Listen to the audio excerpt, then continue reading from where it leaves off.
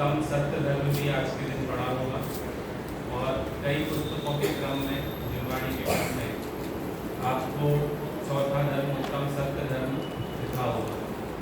कई जगहों पर उत्तम शौच धर्म पहले है, कहीं उत्तम सत्य धर्म पहले है। हमें इस बात विवाद में ना उलझकर इतना विचार करना है कि जिस क्रम में अभी तक हम पढ़ते आए थे, जैसे सबसे पहला हमने धर्म कौन सा पढ़ा था? उत्तम उत्तम, दूसरा, तीसरा, अब उत्तम आर्जव के बाद चौथा लेने का एक कारण यह भी है, एक तो प्राचीन ग्रंथों में जैसे तत्वार्थ सूत्र आदि में के सूत्र में भी इसी क्रम में 10 धर्मों के नाम हैं, उत्तम, क्षमा, मार्दव, आर्जव, शौच, फिर सत्य। दूसरा कारण क्या है? जैसे क्रोध के अभाव पूर्वक कौन सा धर्म होता है? मान के अभाव पूर्वक, माया के अभाव पूर्वक, अब कौन सी कसाय बची? तो लोभ के अभाव पूर्वक कौन सा धर्म प्रकट होता है? तो इन कसायों के क्रम के अनुसार भी चौथा जो धर्म है वो उत्तम शौच धर्म उचित जान पड़ता है। हालांकि एक धर्म ऐसे क्रम से नहीं होते हैं कि हम इसके बाद में उलझें कि पहले कौन सा आएगा बाद में कौन सा आएगा, क्योंकि हम सभी को यह समझना बहुत आवश्यक है कि धर्म किसे कहते हैं। और ये जो 10 धर्म हैं, ये 10 प्रकार के अलग अलग धर्म हैं या कोई दूसरा कारण है इनको 10 कहने का। पहले दिन के प्रवचन से आप हर दिन लगभग ये बात रिपीट होती आ रही है कि धर्म 10 नहीं है, धर्म 10 नहीं है, धर्म का लक्षण 10 प्रकार से है, धर्म का कथन 10 प्रकार से है, धर्म के समझाने के प्रकार 10 प्रकार से हैं। इसीलिए उसके क्रम में उलझना या उसके बारे में विचार करना ये अनुचित जान पड़ता है। इसीलिए आज हम उत्तम शौच धर्म की कसायों के क्रम के अनुसार चर्चा करेंगे। क्रोध, मान, माया और लोभ। देखो, उत्तम शौच धर्म की जब चर्चा चलती है तो सर्वप्रथम हमारा ध्यान कहाँ जाता है? जैसे क्रोध का अभाव क्षमा, मान का अभाव मार्दव, माया का अभाव आर्जव। जैसे मार्दव मतलब बोलते हैं कोमलता, आर्जव मतलब सरलता, ऐसे ही शौच मतलब पवित्रता। क्या मतलब हम निकालते हैं शौच का? चलो चारों का मतलब कौन समझाएगा 6th क्लास से?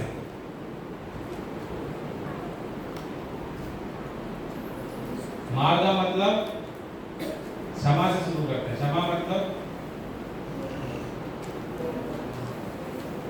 क्रोध का अभाव। चलो मार्दव मतलब, मार्दव का दूसरा शब्द क्या है जो आपने पढ़ा था?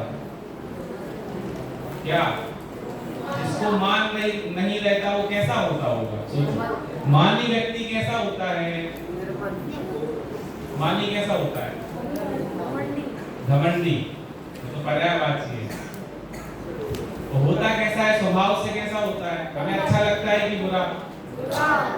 मानी व्यक्ति से दोस्ती रखना चाहते हैं कि नहीं? कैसे व्यक्ति से दोस्ती रखना चाहते हैं हम? जो घमंडी ना हो, निर्मानी हो, है ना? तो मार्दव का मतलब क्या हुआ? जिसका हृदय कैसा हो, घमंड जिसके हृदय में हो कि कोमल हृदय वाला हो, कोमलता, ठीक है। और आर्जव, आर्जव मतलब ऐसे ही। शौच मतलब, चलो 6 क्लास से चारों कौन बताए, तीनों कौन बताएगा, मार्दव, आर्जव और शौच। 6 क्लास। मार्दव मतलब क्या, आर्जव मतलब क्या और शौच मतलब क्या? अभी तो बताया। मार्दव मतलब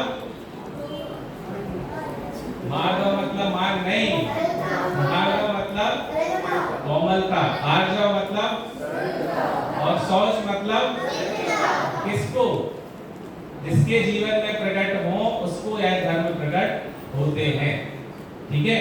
इतनी बात हुई।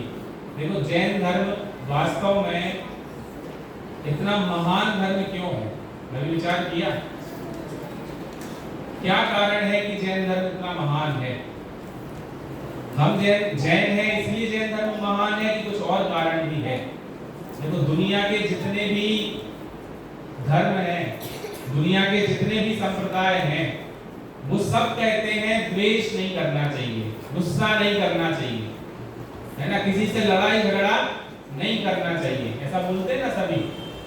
ऐसा कौन सा धर्म है जो कहता है कि लड़ाई करो, लड़ाई करने से धर्म होता है? सभी यही कहते हैं किसी को लड़ना नहीं है, किसी को आपस में एक दूसरे से द्वेष नहीं रखना है। द्वेष मतलब देखो दो चीजें हैं, राग और द्वेष।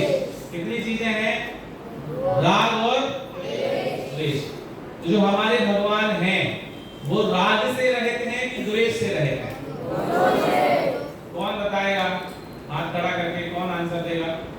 हमारे भगवान जब अपने भक्ति की शाम को बोली थी, भीतरागी देव तुम्हारे जैसा जग में, क्यों ऐसा कि उनके जैसा कोई नहीं है? क्या कारण है? राग से रहते हैं कि द्वेष से रहते हैं? दोनों से। पक्का? दुनिया के सारे दर्शन ये कहते हैं कि किसी को द्वेष नहीं करना, किसी पर गुस्सा नहीं करना। जैन दर्शन बस ऐसा है जो कहता है किसी से राग भी नहीं करना। राग भी नहीं करना मतलब सरल भाषा में राग को कहेंगे तो स्नेह नहीं रखना किसी को, और सरल भाषा में कहें तो किसी के प्रति प्रेम भाव मत रखना। फिर और क्या करना? और सरल कहें तो चाहना, लगाव, प्रीति, बहुत सारे नाम हो सकते हैं। ऐसा क्यों है? हम तो ऐसा पढ़ते हैं, प्रेम भाव हो सभी लोगों से, और वहां तो हम नहीं बोलते हैं कि सभी जीवों के प्रति क्या होना चाहिए? प्रेम होना चाहिए। और आप कह रहे हो कि प्रेम नहीं रखना चाहिए, राग नहीं करना चाहिए। ऐसा क्यों कहा? पता है क्यों कहा? क्योंकि जब राग और द्वेष दोनों का अभाव होता है तब वीतरागता प्रकट होती है। सिर्फ द्वेष के अभाव से कभी भी वीतरागता प्रकट नहीं होती। वीतरागता का मतलब ही क्या है? राग और द्वेष दोनों का अभाव। अभी मैंने राग और द्वेष की बात क्यों की पता है? क्योंकि अभी हमने 3 कषाय पढ़ी, और आज कौन सी कषाय पढ़नी है? अरे कषाय पढ़नी है कि धर्म पढ़ना है? तो क्यों कह रहे हो कषाय पढ़नी है? कषायों को समझकर धर्म को प्राप्त करने का उपाय समझना है, ठीक है।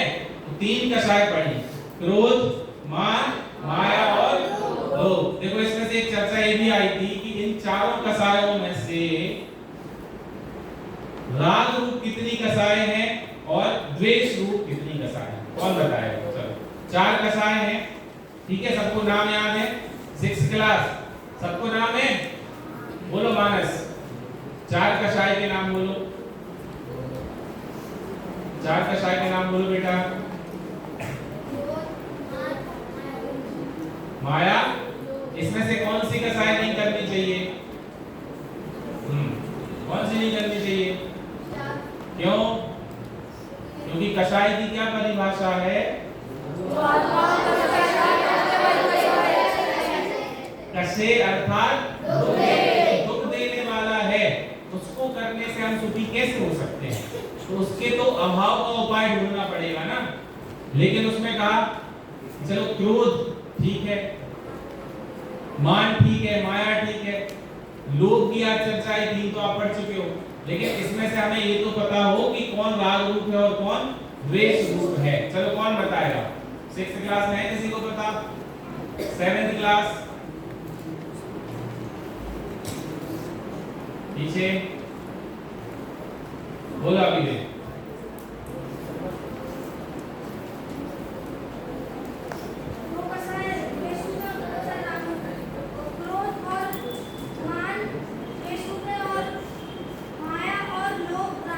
क्यों ऐसा?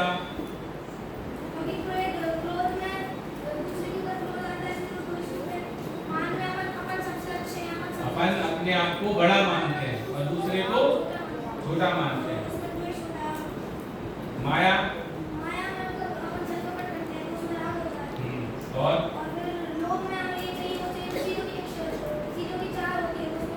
बहुत बढ़िया, मतलब 2 कषाय राग रूप है और 2 कषाय द्वेष रूप है। इतना तो क्लियर हुआ। चलो अब ये 4 गतियां होती हैं। कितनी गतियां होती हैं? 4 और 4 कषाय होती हैं। लेकिन शास्त्रों में ऐसा वर्णन आया है कि एक-एक गति में एक-एक कषाय की मुख्यता है। मुख्यता मतलब वहां के जीवों में वो कषाय अधिकता से पाई जाती है। ऐसा नहीं कि एक ही कषाय पाई जाती है, पाई तो चारों जाती है, लेकिन मुख्यता की अपेक्षा से एक-एक कषाय एक-एक गति को दी है। चलो कौन बताएगा गतियों के हिसाब से? पहले 4 गति के नाम कौन बताएगा 6th क्लास में? वाह, सबको याद है, वेरी गुड। कौन बताएगा? बोलो ओम। भाषा मनुष्य गति, नर गति, देव गति और ट्रेंस गति। Very good. अब इन गतियों में कषायों की मुख्यता कौन समझाएगा? किस गति में कौन सी कषाय की मुख्यता है? बोलो आना। यह नर गति में क्रोध की, मनुष्य गति में मान की और त्रेंस गति में माया की और देव गति में लोभ। नर गति में क्रोध, देव, नर गति में क्रोध, त्रेंस गति में माया, मनुष्य गति में मान, देव गति में लोभ। मनुष्य गति में मान और देव गति में लोभ। लोभ। सही है, ठीक है, बैठ जाओ। ये चर्चा मैंने क्यों फिर से रिपीट करवाई? क्योंकि आज हमें लोभ कषाय की और लोभ कषाय के त्याग रूप प्रकट होने वाले जो उत्तम शौच धर्म है उसकी थोड़ी चर्चा करनी है। इसलिए हमें कषायों के संदर्भ में कोई भी शंका मन में ना हो। ठीक है, मैं कह रहा था जैन धर्म क्यों महान है, क्योंकि राग को छोड़ने लायक सिर्फ जैन धर्म में कहा गया है। बाकी सब धर्मों में द्वेष को छोड़ने का उपदेश है। क्रोध नहीं करना, हिंसा नहीं करना, मारना पीटना नहीं, किसी का बुरा नहीं करना। तो जैन धर्म में राग को भी क्यों छोड़ने लायक कहा पता है? क्योंकि राग कहाँ होता है? जहाँ राग और द्वेष की असली जड़ क्या है? चलो राग द्वेष तो उसके 2 रूप हैं, लेकिन मुख्य जड़ क्या है उसकी? राग और द्वेष कब होते हैं? कब होते हैं बोलो, कौन बताएगा? राग और द्वेष, इस जीव को राग और द्वेष कब होता है? अच्छा, हमें गुस्सा कब आता है और हमें लोभ कब होता है? किस अवस्था में होते हैं और क्यों होते हैं? बोलो 9th क्लास, बोलो ऋषभ। पर पदार्थ इष्ट और अनिष्ट भाषित होते हैं, लेकिन बैठ जाओ, अभी भी नहीं पहुंचे। पर पदार्थ इष्ट और अनिष्ट भाषित क्यों होते हैं?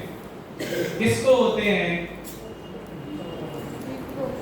अरे किस जीव को? संसार में तो बहुत जीव है, सिद्ध जीव भी है, अरहंत भी है, परमेष्ठी भी, आचार्य उपाध्याय साधु भी है, ज्ञानी भी है। किसको होते हैं? कौन से जीव को होते हैं? कौन बताए? हाँ बोलो दिव्यांश। किसको होते हैं? तो सबसे बड़ी जड़ या सबसे बड़ा शत्रु कौन है जीव का? कौन है? कषाय की मिथ्यात्व। तो पहले कषायों को मिटाना है कि मिथ्यात्व को मिटाना है? और मिथ्यात्व मिटने के बाद कषायों के भी कितने प्रकार होते हैं? आपने चर्चा पढ़ी थी, 4 प्रकार के कषाय होती हैं। कौन कौन सी? अनंतानुबंधी और संजुलन। ठीक है, ये 4 एक कषाय और 4 कषायों को 4 कषाय मिलाकर कितनी हो गई? 16। कितनी कषाय हुई? 16। ठीक है, अब हम कह रहे हैं कि लोभ जो है, आपने एक शब्द पढ़ा होगा पूजन में, आज पूजन की थी ना, अर्घ भी लिया होगा, अभी शाम को मोहित भैया ने एक अर्घ समझाया होगा। उस अर्घ के आधार से अपन को आज की इसकी चर्चा करनी है। ठीक है, 2 चीजें उसमें से मेन समझनी है, बाकी भैया ने तो आपको समझाया होगा। शौच सदा निर्दोष, धर्म बढ़ो संसार में। पहला पॉइंट क्या है? शौच सदा निर्दोष, धर्म बढ़ो संसार में। मतलब शौच धर्म संसार में सबसे बड़ा धर्म है। यहाँ क्या कह रहे हैं पूजन का? शौच मतलब उत्तम शौच धर्म संसार में सबसे बड़ा धर्म है। क्या कहा मैंने 6th क्लास? सार्थक खड़े हो बेटा, क्या बोला? पीछे साफ करवा लिया, नहीं सुना? क्यों? बातें कर रहे थे दोनों, तुमने सुना है? क्या बोला? बातें करने के लिए तो पूरा दिन पड़ा है। बैठो, ध्यान से सुनो। आप लोगों की मुख्यता से तो इतना सरल तरीके से हम लोग समझा रहे हैं कि 6th क्लास 7th क्लास आप लोग समझो। क्या कहा? सबसे बड़ा धर्म क्या है? उत्तम शौच। और इसी के नीचे एक लाइन और लिखी है, उत्तम शौच सर्व जग जाना, लोभ पाप को पाप बखाना। लोभ क्या है? पाप का। और सबसे बड़ा धर्म क्या है? उत्तम शौच। देखो, सबसे बड़ा पाप लोभ और सबसे बड़ा धर्म। अभी दोनों क्यों है इसकी चर्चा हमें करनी है। ठीक है, अभी मैंने एक शब्द कहा था कि मिथ्यात्व सबसे बड़ी जड़ है राग और द्वेष की। जब तक उस मिथ्यात्व मतलब उल्टी मान्यता, देह में अपनापन और अपने शरीर से होने वाले, परद्रव्य से होने वाले, पर्याय से होने वाले दुखों में यह जीव सुख दुख की कल्पना करता रहेगा, तब तक यह जीव संसार में दुखी रहेगा। ठीक है, अनंत काल से सिर्फ अपन बोलते ना, एक लाइन पढ़ते हैं आलोचना पाठ में, कछु सुध बुध नाई रही है, मिथ्यामति छाए गई है। मतलब कुछ सुध बुध बिना जितने भी अपराध जीव करता है वो मिथ्यात्व के वश करता है। तो फिर यहाँ लोभ को सबसे बड़ा पाप क्यों कहा, इसकी चर्चा अपन को बाद में करनी है। अब मिथ्यात्व कहा, वो बात कैसी हो गई? एक बच्चा डॉक्टर के पास गया, ठीक है, अपने बच्चे बहुत जाते हैं माधुरी बहन के पास। अब बोला भाई दर्द कर रहा है, शरीर दर्द कर रहा है, पूरे बॉडी में पेन है। तो उन्होंने बोला अच्छा चलो बैठो आराम से, कोई बात नहीं, शांति से बैठ के बताओ कहाँ दर्द कर रहा है। तो उसने बोला यहाँ दर्द कर रहा है, सिर में, यहाँ दर्द कर रहा है, यहाँ दर्द कर रहा है, यहाँ पीछे कंधे दर्द कर रहे हैं, इधर हथेली दर्द कर रही है, पैर दर्द कर रहे हैं। तुमने सोचा है डॉक्टर सीरियस हो गया, इतना छोटा बच्चा, इसको पूरे शरीर में इतना दर्द कर रहा है, ऐसा कैसे हो सकता है, कोई बीमारी तो लग नहीं रही। मैंने बोला चलो ठीक है चेकअप करते। उसका पूरा चेकअप किया, डॉक्टर बहुत परेशान, कोई बीमारी पकड़ में नहीं आ रही उसको, ऐसे कैसे दर्द कर रहा है। उसने बोला देखो तुम्हें बीमारी तो कुछ नहीं है, अभी दर्द क्यों कर रहा है। उसको भी समझ में नहीं आया। फिर उसने क्या किया, थोड़ी देर बाद जिस उंगली से वो बता रहा था वो उंगली देखी, तो उस उंगली में क्या था, उस उंगली में एक तुलसी थी। समझ में आया? उस उंगली में क्या था, तुलसी थी या कटा हुआ था, चोट लगी थी। अब वो जो उंगली से जहां जहां रख रहा था और उसको कहां दर्द हो रहा था, उंगली में, और वो क्या कह रहा था, उसको पूरे शरीर में दर्द हो रहा है। अब वो जो पूरे शरीर में वो दर्द बता रहा था, वो उसका भ्रम था कि सच में हो रहा था। अब डॉक्टर अगर पूरे शरीर का इलाज करता तो वो ठीक होता नहीं होता। ऐसे जो मिथ्यात्व है ना, उसके कारण हमें लगता है मेरी बात किसी ने नहीं मानी इसलिए मैं दुखी हो गया, किसी ने मुझे चढ़ा दिया इसलिए मैं दुखी हो गया, इसने मेरी चुगली कर दी भैया से जाके इसलिए मैं दुखी हो गया, इसने मेरा इनाम रख दिया इसलिए मैं दुखी हो गया। हमें लगता है कि ये व्यक्ति बदल जाएगा तो सारी चीजें बदल जाएंगी, भैया इसको मेरे रूम से चेंज कर दो, ये सही नहीं है, इसके साथ नहीं रहना। हमें क्या लगता है रूम पार्टनर बदल जाएगा तो क्या होगा, दुख की जगह सुख मिलने लगेगा। लेकिन असली तकलीफ क्या है, असली तकलीफ है दूसरों से सुख और दुख की कल्पना करना, और उसी का नाम क्या है, मिथ्यात्व। तो चोट जहां लगी है इलाज वहां करना जरूरी है। तो यहाँ पर इन धर्मों के माध्यम से उसी चोट का इलाज किया गया, बीमारी बताई गई। क्या बताई कि राग रूप जो कसाएं हैं वो भी कैसी हैं, दुख देने वाली हैं, और ऐसा वैसा दुख देने वाली नहीं है। कैसा दुख देने वाली है कि तुम्हें शाश्वत सुख को पर्याय में प्रकट होने के लिए बाधा रूप है, पूर्ण सुख प्रकट नहीं होने देती, ऐसी है। तो शौच को सबसे बड़ा धर्म कहा और लोभ को सबसे बड़ा पाप कहा, क्रोध को सबसे बड़ा पाप क्यों नहीं कहा, सोचा है कभी? क्रोध में तो आदमी कितना भयंकर हो जाता है, किसी को मार भी सकता है, मर्डर भी कर सकता है, कुछ भी कर सकता है गुस्से में आकर। तो सबसे बड़ा पाप तो क्या होना चाहिए, क्रोध। तो लोभ को क्यों सबसे बड़ा पाप कहा, पता है? दो कारण है इसके, कौन बताएगा सब? प्रश्न समझ में आया? पहले क्रोध कषाय को सबसे बड़ा पाप क्यों कहा है, कौन बताएगा?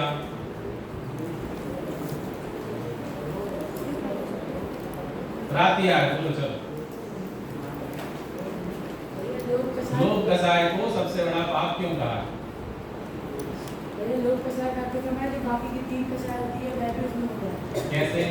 जैसे जब लोग करता है तब अगर उसके जैसे किसी का धन है तो उसने वो धन बहुत लोग करके रखा हुआ है, बहुत लोग है उसके पास धन का, तो अगर किसी ने उसके धन को हाथ लगा दिया, कुछ कर दिया तो उसमें उसको क्रोध आएगा, उसके पास बहुत ज़्यादा धन है इसका उसे मान आएगा, और किसी मायाचार के उसने वो धन रखा है तो वो माया में उसमें हो गई। ठीक है, चलो मैं बताता हूँ, सही है, थोड़ा सबको समझ में आए इस दृष्टि से समझो। लोभ कसाय सबसे बड़ा पाप क्यों है? क्योंकि यह जीवन में जितने भी पाप करता है, अपने पूरे जीवन में हमसे जितने भी पाप और अपराध होते हैं वो किसके कारण होते हैं? लोभ के कारण। कोई भी पाप का परिणाम और कषाय का परिणाम ऐसा नहीं है जिसमें लोभ सम्मिलित ना हो। हमें ऐसा लगता है जब लोभ की चर्चा चलती है कि लोभ मतलब सिर्फ रुपए और पैसे का लोभ, धन का लोभ, बस। इसके अलावा हम लोभ का स्वरूप समझ ही नहीं पाते। हमें क्या लगता है लोभ मतलब क्या? लोभ मतलब क्या? कोई पैसा खर्च ना करता हो, पैसे बचाता हो तो हम क्या कहते हैं? बहुत लोभी है वो, उसको बहुत लोभ लगता है पैसे की, उसके जेब से 1 रुपए नहीं निकल सकता, बहुत कंजूस है, बर्थडे पे गिफ्ट भी नहीं बंटवाता, बहुत कंजूस है वो, है ना, बोलते ना। तो हमें क्या लगता है जो पैसे खर्च करता है, गिफ्ट बंटवाता है, वो निर्लोभी है, और जो पैसे बचा कर रखता है वो कौन है? लोभी है। अच्छा, इसके पहले मैंने एक बात बताई थी, लोभ कषाय की मुख्यता कहाँ होती है? कहाँ होती है?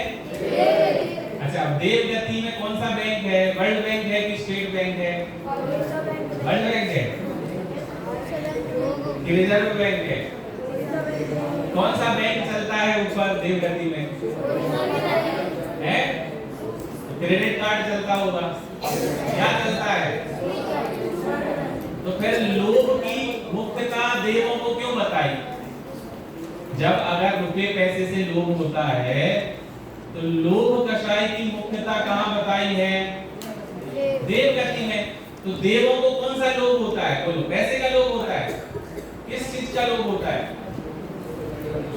लोभ देवों को किस चीज का लोभ होता है?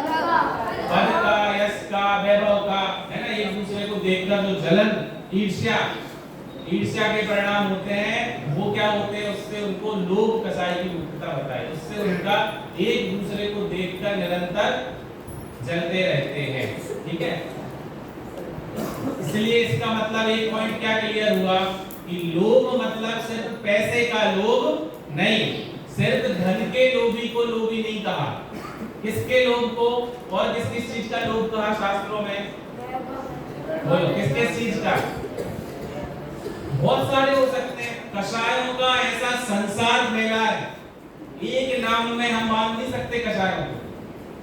हर जो चीज, जो शब्द बोलो तो उसमें तुम्हें उसका लोभ हो सकता है।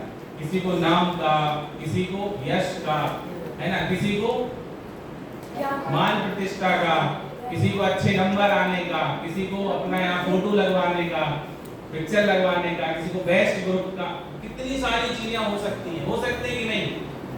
बड़े घर का, बड़ी गाड़ी का, बड़े पैसे का, बड़े बैंक बैलेंस का, 6 अंक और 7 डिजिट में सैलरी का, 8 डिजिट में सैलरी का, हो सकता है कि नहीं हो सकता?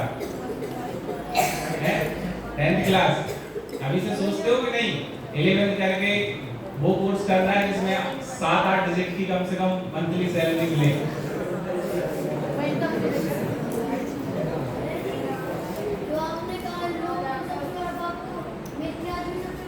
हाँ, मैं वही तो कह रहा था, अभी उसको समझना नहीं पूरा। लोभ सबसे बड़ा क्या है, क्यों है? वही तो बात कर रहा हूँ कि लोभ को सबसे बड़ा पाप क्यों कहा? क्योंकि मिथ्यात्व का अभाव तो कहाँ हो जाता है? कौन से बड़े स्थान में? और लोभ का अभाव कहाँ होता है? अच्छा, ऐसी कौन सी कषाय है जो सबसे लंबी चलती है? कषाय, सिर्फ कषाय का नाम बताओ। कौन सी? लोभ, क्रोध, मान, माया और इनमें से सबसे लंबी कषाय कौन सी चलती है? अब इससे मतलब समझ में आया कि क्यों लोभ को सबसे बड़ा पाप कहा? समझ में आया? मिथ्यात्व जानने के बाद भी, ध्यान से सुनना, मिथ्यात्व का नाश होने के बाद भी सबसे अंत में कौन सी कषाय जाती है? लोभ। इसीलिए लोभ को सबसे बड़ा पाप कहा है। अब ये अलग बात है कि वहां की अपेक्षाएं अलग है कि संतुलन लोभ कैसा होता है, उससे आश्रय बंद होता है कि नहीं होता है, लेकिन पूर्ण शुद्धता प्रकट होने की अपेक्षा लोभ वहां तक रहता है, जिसको सूक्ष्म लोभ कहते हैं। बोलो। ये जैसे बाहुबली भगवान की कहानी थी, उसमें बताया था मैं लोग को थाने में मारा था कि भरत चक्रवर्ती की भूमि है, जैसे कि मान कसाई गई तो मोक्ष हो गया, केवल ज्ञान हो गया, सबसे लंबी मान कसाई चली। बेटा, जीव के परिणाम कैसे बुरे स्थान चढ़ते हैं हमें नहीं पता, है ना? वो एक स्कूल कथन है कि उनको मान ऐसा था। अब उनको अंदर में कौन सी कषाय थी वो उसका अनुमान हम नहीं लगा सकते, क्योंकि अंदर के परिणामों की प्रोसेस कितनी फास्ट होती है हमें नहीं पता, है ना? जैसे भरत चक्रवर्ती को दीक्षा लेने के बाद कितनी देर में हुआ था केवल ज्ञान? कितना फास्ट हुआ होगा सब, और उनको इतना लंबा समय लग गया बाहुबली भगवान को। तो वो तो जीव के शुद्ध उपयोग और शुद्ध परिणति की विशुद्धता और उसके ध्यान की तीव्रता पर डिपेंड करता है कि शुक्ल ध्यान के परिणाम उनके कैसे कैसे कैसे आगे बढ़ते हैं, उसके हिसाब से उनका गुणस्थान बढ़ता है, और गुणस्थान बढ़ने के बाद क्या होता है? अनंत अवस्था प्रकट होती है, और गुणस्थानातीत होने के बाद सिद्ध हो जाते हैं। यहाँ प्रश्न ये है कि लोभ को क्यों कहा? क्योंकि वास्तव में हमने पहले दिन आपने समझा था कि ये जो 10 धर्म हैं या जो कषाय हैं, कषायगत अशुद्धता मतलब दर्शन की अशुद्धता, ज्ञान की अशुद्धता या चारित्र्य की अशुद्धता। क्या मतलब इसका? कषाय जीव को होना, इसका मतलब क्या है? चारित्र्य की अशुद्धता। इसीलिए जो सूक्ष्म लोग जब बचता है और जब मुनिराज अपने ध्यान में जाते हैं, अपने आत्म स्वरूप का चिंतन करते हैं, तो अंत में जो बचा हुआ सूक्ष्म लोभ है उसका भी नाश हो जाता है। अभी हम स्थूल रूप से सिर्फ इतना समझें कि लोभ कषाय के वश होकर यह जीव सारे अपराध करता है, इसीलिए लोभ को सबसे बड़ा पाप कहा है। अब शौच धर्म को सबसे बड़ा धर्म क्यों कहा? धर्म बढ़ो संसार में, शौच सदा निर्दोष, धर्म बढ़ो संसार में, क्यों कहा? देखो, शौच मतलब पवित्रता। किसकी पवित्रता? आत्मा की पवित्रता कि शरीर की पवित्रता? आत्मा की पवित्रता कैसे प्रकट होगी? आत्मा की पवित्रता कैसे प्रकट होती है? बोलो। आत्मा की पवित्रता गुरुदेव श्री के प्रवचन में आ रहा था, अभी आप जो सुन रहे थे ना उत्तम शौच धर्म के ऊपर, उसमें आखिरी में उन्होंने एक शब्द बोला था, बोलो, किसी को याद है? बोलो। नहीं। ज्ञान और ध्यान, ज्ञान और ध्यान से आत्मा को धोने से वो साफ होता है। ये शब्द आया था ना, ज्ञान और ध्यान, उससे आत्मा को निरंतर धोते रहने से आत्मा कैसा होता है? निर्मल होता है। जैसे बाहर में वस्त्र आदि को हम साबुन से धोते हैं, साफ करते हैं, गंदगी को साफ करते हैं, तब वो स्वच्छ होता है। ऐसे ही आत्मा कब स्वच्छ होता है? ध्यान पूर्वक आत्मा स्वच्छ होता है। वास्तव में निश्चय से अगर हम बात करें तो इन कषायों ने कभी इस आत्मा को अपवित्र किया ही नहीं है। क्यों नहीं किया? क्योंकि एक द्रव्य दूसरे द्रव्य का कुछ नहीं कर सकता। उद्गल द्रव्य जीव को अपवित्र नहीं कर सकता। कषाय आत्मा को अपवित्र मलिन नहीं कर सकती।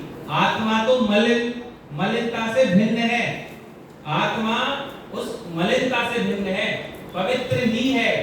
लेकिन जो पर्याय में विकारी भाव उत्पन्न हुए हैं, पर्याय में अपवित्रता प्रकट हुई है, उस पर्यायगत अशुद्धता को दूर करने के लिए उत्तम शौच धर्म और 10 धर्मों के माध्यम से अलग अलग कषाय के माध्यम से गुणों की चर्चा की है। इनके अभाव पूर्वक ये गुण प्रकट होता है।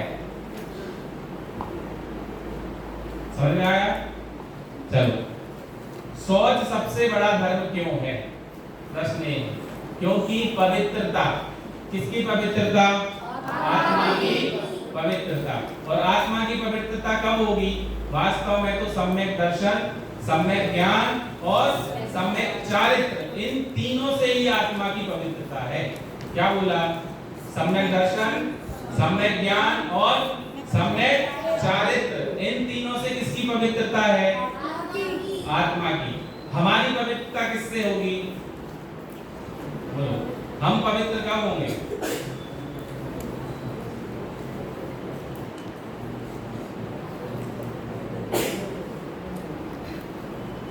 कब होंगे?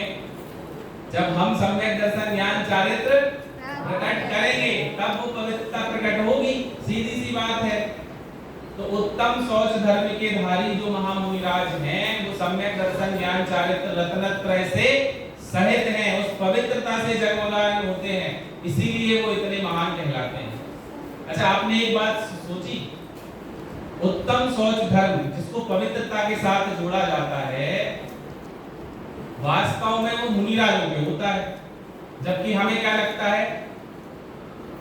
शौच मतलब पवित्रता, पवित्रता मतलब साफ सफाई से रहना, रोज नहाना, 2-2 बार दिन में नहाना, है ना, अच्छे साबुन से नहाना, मल कर खूब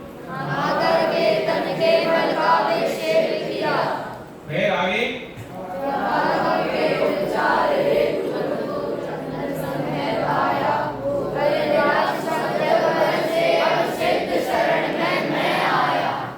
मल कर रोज नहा करके किसका उपचार किया? तन का ही उपचार होता है।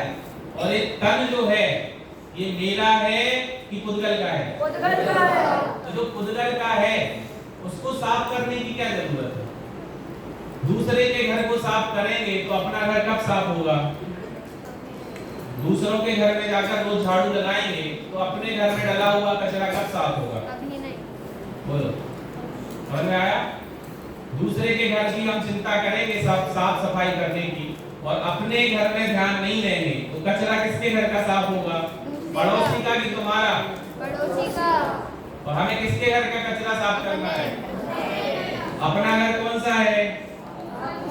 आत्मा। लेकिन वो आत्मा किसके साथ रहता है?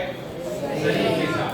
तो देखो, उत्तम शौच धर्म उन मुनिराजों को प्रकट होता है जो जीवन भर मुनि दीक्षा लेने के बाद कभी स्नान नहीं करते। पता है आपको मुनिराज कैसे होते हैं? अस्नानी, स्नान नहीं करते। और उत्तम शौच धर्म किसको होता है? ऐसा जैन धर्म है। बोलो, उनको हम परम पवित्र कह रहे हैं जो स्नान नहीं करते, और हम रोज स्नान करते हैं और हम भगवान के सामने जाके अपने आप को अपवित्र कहते हैं। प्रभु पतित पावन में अपावन, चरण आयो मैं तो अपावन हूँ। इतना नहाने, परफ्यूम लगाने, नए नए कपड़े, व्हाइट चमकता हुआ कुर्ता पजामा पहनने के बाद भी हम अपने आप को क्या कहते हैं? अपावन। और भगवान को क्या कहते हैं? पावन। तो ऐसे वो मुनिराज परम पवित्र हैं। क्यों पवित्र हैं? अच्छा, आप लोगों ने वादिराज मुनिराज की कहानी सुनी है? शरद कुमार चक्रवर्ती। क्या है उनकी कहानी में? सनत चक्रवर्ती, ऐसा कहते हैं, वर्तमान युग में आता है कि सनत चक्रवर्ती के रूप की चर्चा सौधर्म इंद्र की सभा में होती थी। इतने सुंदर थे। कौन? चक्रवर्ती मतलब समझ में आता है कौन? तो बड़ा है ना, जिनके पास 6 खंड के अधिपति हो, इतने हजार घोड़े, इतने हजार हाथी, इतना इतना लाखों करोड़ों में सब होता है। 96,000 रानियां हैं, इतने महल हैं, इतना सब कुछ उनका है। इतने चक्रवर्ती, चक्रवर्ती सम्राट, ठीक है, और चक्र रत्न, और इतना सब, और ऊपर से इतने सुंदर। कितने सुंदर? सर्वांग सुंदर, देवों से भी सुंदर। देव उनको देखने आते थे रूप बदल बदल के, इतने सुंदर। ऐसा सुंदर शरीर, तब उनको उत्तम शौच धर्म नहीं कहने में आया जब वो इतने सुंदर थे। और जब वो मुनि बन गए, सब कुछ छोड़ छाड़ के निर्लज्ज दिगंबर दीक्षा धारण करी, और कहाँ गए? जंगल में ध्यान कर रहे थे। तब उनको क्या हो गया? समझ लो, लंबी कहानी है, इतना समझो कि उनको रोग हो गया। और रोग कैसा? कुष्ठ रोग। कुष्ठ रोग समझते? ऐसा रोग की शरीर में जगह जगह से मवाद निकले और पीप जो अपन बोलते वो निकले। ऐसा उनके पूरे शरीर में 2 अवस्थाएं हैं। एक सिंहासन पर बैठे एकदम सर्वांग सुंदर, है ना, पूरी सभा लगी हुई है, एक वो रूप है उनका। और एक आत्म ध्यान में जंगल में बैठे, और शरीर बाहर से कैसा है? बाहर से शरीर कैसा है? कुष्ठ वाला, बीमारी वाला। अब बोलो, उत्तम शौच धर्म दोनों में से किसको है? क्यों? क्यों? इसका आंसर कौन देगा? चलो, उत्तम शौच धर्म उन मुनिराज, उन सनत कुमार मुनिराज जो दीक्षित हो गए, उनको क्यों उनको कहा? और जो राजसभा में बैठे हैं वस्त्र आभूषण से सजे हुए, उनको उत्तम शौच धर्म क्यों नहीं कहा? कौन बताएगा? आत्मनिर्भर बता। चलो, क्योंकि सनत कुमार मुनिराज थे, उनको अपने शरीर से आराम नहीं था, और जो शरीर के होने पर पवित्रता नहीं थी, जो उनकी आत्मा थी वो पवित्र थी। और जब वो राज सिंहासन में बैठे थे, तब वो बस बाहर शरीर से पवित्र थे, अपनी आत्मा से नहीं। अरे भोले मानस, आत्मा तो उनकी तब भी पवित्र थी जब वो वहां बैठे थे। तब आप पवित्र कैसे हो गई? आत्मा तो पवित्र ही है। ये मतलब उस टाइम पे उनको कषाय मतलब इत्यादि थे। उत्तम शौच धर्म। चलो, और एक आध और किसी से पूछ लेते हैं। कौन बताएगा? अनंग पर नाम हो। अनंग सुनवाड़ा। मुनिराज जी को लोग नहीं, क्या बोला? मुनिराज को लोग नहीं था, और जो राजसभा में बैठे थे उनको लोग और मुनिराज को लोभ नहीं था। ठीक है, और दूसरा कारण? बैठो, चलो चलो मैं बताता हूँ। 10th क्लास से और एक चांस दे सकते हैं। कौन बताएगा? बोला नहीं।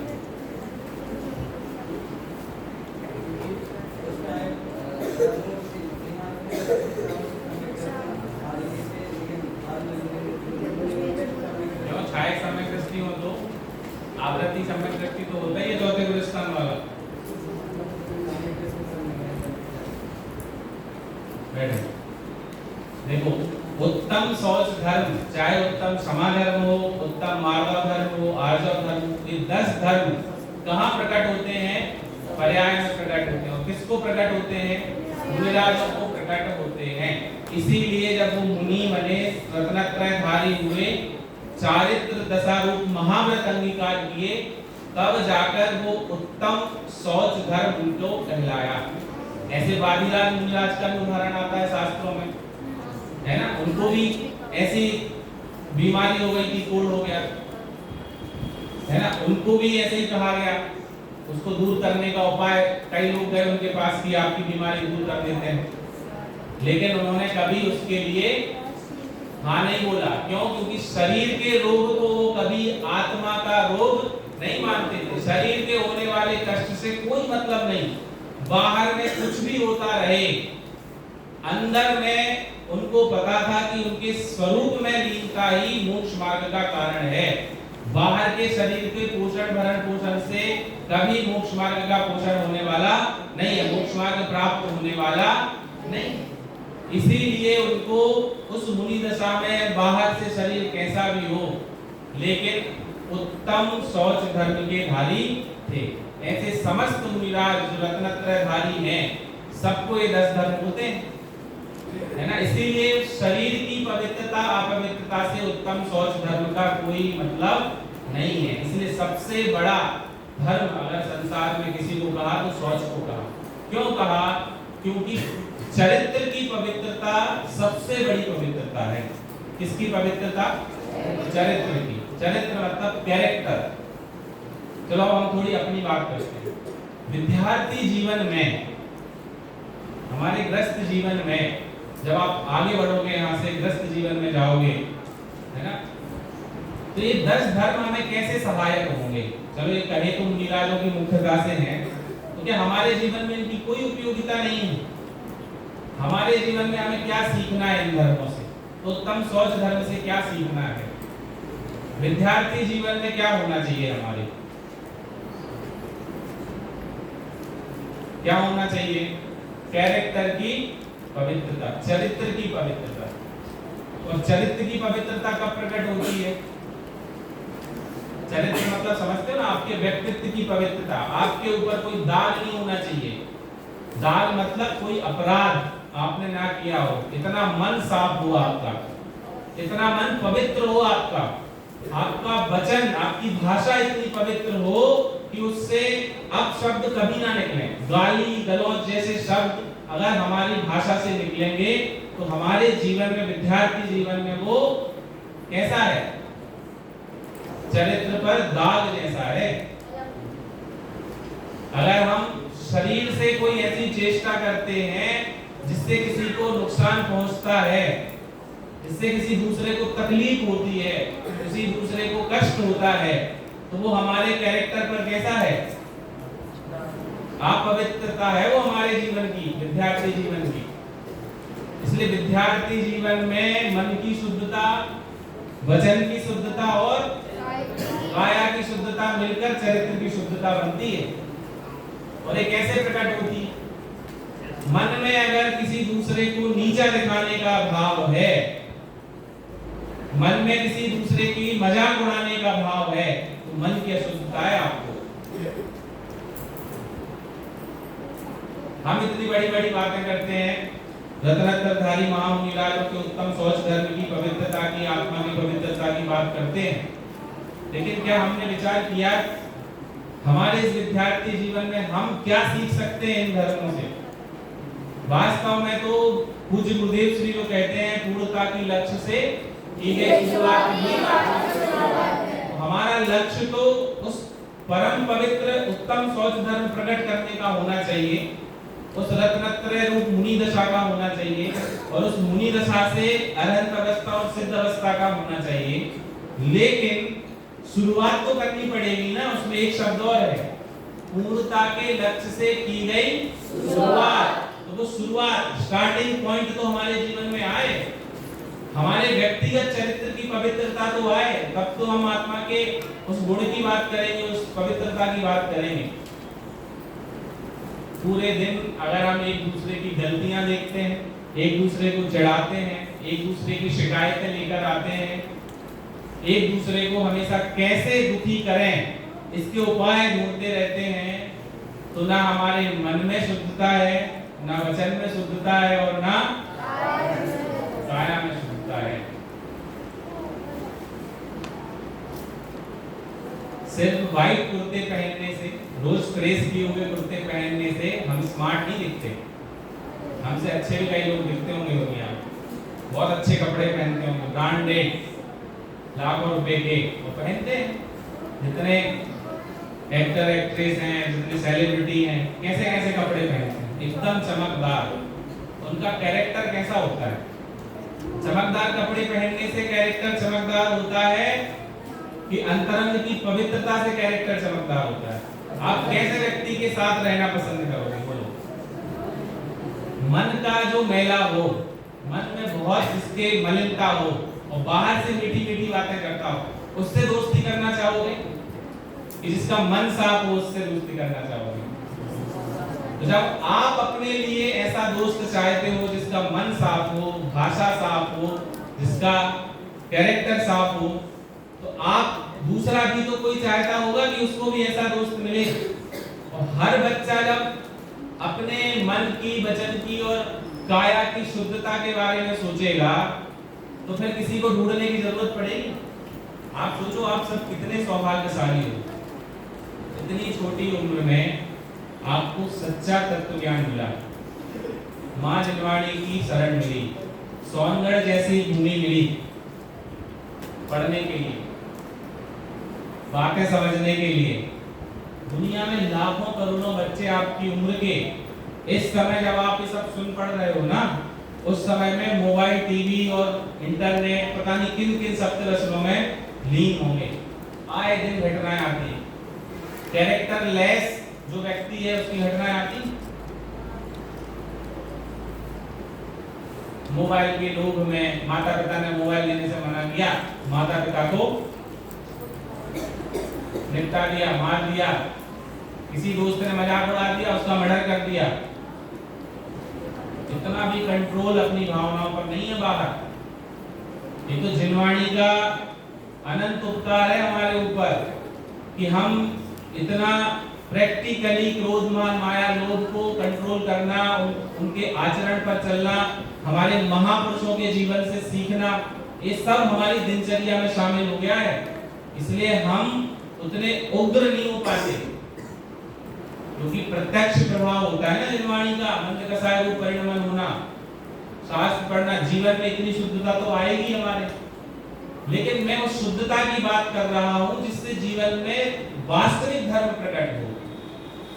क्योंकि हम भावना तो रोज पाते हैं, मैत्री भाव जगत में मेरा सजीवों से मित्र रहे। ये है मन की पवित्रता। सब किसी के प्रति हमारा भाव रहना चाहिए, मित्रता का भाव रहना चाहिए सबसे।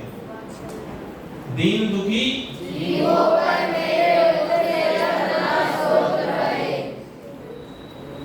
मतलब हमने कभी ऐसे वचन बोले कि किसी का दिल दुखे, हृदय दुखे, उसको बुरा लगे, क्यों बोलना? जिस मुख से हम जिनवाणी की बात करते हैं उस मुख से अगर एक दूसरे को हम चिढ़ाते हैं, इसमें अपना समय खराब करते हैं, तो वास्तव में हमें सोचने वाली बात है। धर्म सिर्फ सभाओं में पढ़ने पढ़ाने की वस्तु नहीं है हमारे लिए। आपको माता पिता ने यहाँ पर बहुत उम्मीदों के साथ भेजा है। अभी हमने कुछ दिन पहले पत्र लेखन एक्टिविटी की थी ना, उसमें जितने भी माता पिता का रिप्लाई आया, पता है क्या रिप्लाई आया है? क्या आया होगा कि हम अपने आप को बहुत सौभाग्यशाली समझते हैं कि आपको कमान शिशु विहार सोनगढ़ में पढ़ने का अवसर मिला, ताकि आप इस भाव को नहीं, आने वाले अनंत भाव क्यों आएंगे? जब हम निर्वाणी पढ़ेंगे तो इतने भाव क्यों आएंगे हमारे? कि आने वाले भाव को आप विराम लगे, आपके भाव सुधर सकें, भाव का अभाव करने का उपाय आप सीख रहे हो, इसकी हमें बहुत प्रसन्नता है। और इसके साथ साथ आप संस्कारवान, चरित्रवान और अनुशासनवान विद्यार्थी बनोगे, फिर नागरिक बनोगे और फिर श्रावक तो रहोगे।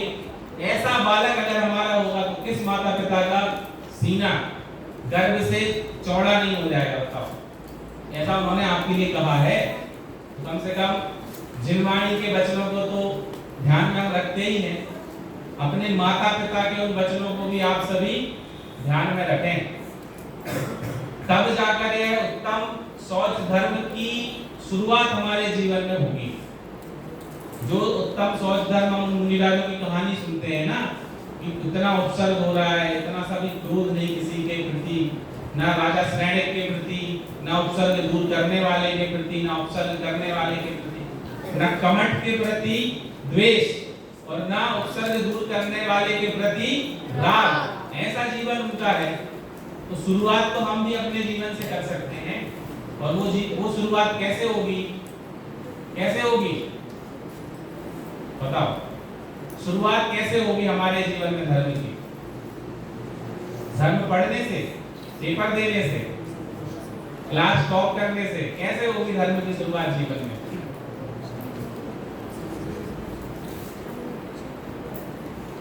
सिक्स क्लास कौन बताएगा? क्या नाम? अक्षर। और स्वाध्याय तुम करी रहे? स्वाध्याय में जो कर रहे हैं ना, उसको क्या करने से अब अप्लाई करना पड़ेगा जीवन में। पढ़ने के साथ साथ जीवन में उतारना शुरू करना पड़ेगा। ठीक है, वेरी गुड। स्वाध्याय तो करना ही है, हाँ, आचरण में लाना पड़ेगा। उसी आचरण की पवित्रता एक दिन धीरे धीरे हमारे परिणाम ऐसे बनेंगे कि हम भी उन मुनिराजों में से इस पवित्र धर्म को के धारी होकर सिद्धालय में विराजमान हो सकेंगे। हमें भी ऐसी क्षमता है, और निश्चित रूप से क्षमता क्या, हम ऐसे भाग्यवान और भव्य जीव भी हैं कि भविष्य हमारा ऐसा ही होना है। लेकिन हम क्यों इतना लंबा इंतजार करें जब जल्दी अपना काम कर सकते हैं, है ना? बैठो, समय हो रहा है अपना। ख्याल में आया? उत्तम शौच धर्म क्यों सबसे बड़ा धर्म है? क्योंकि सबसे पवित्र चीज जीवन में क्या है? चरित्र है, कैरेक्टर है। और वो कब प्रकट होगा? जब लोभ रूपी सबसे बड़ी कषाय का पूर्ण रूप से अभाव होगा, तब जीवन में उत्तम शौच धर्म प्रकट होगा। वास्तव में तो निश्चय से अगर हम सभी विचार करें तो हम सभी की आत्मा परम पवित्र है।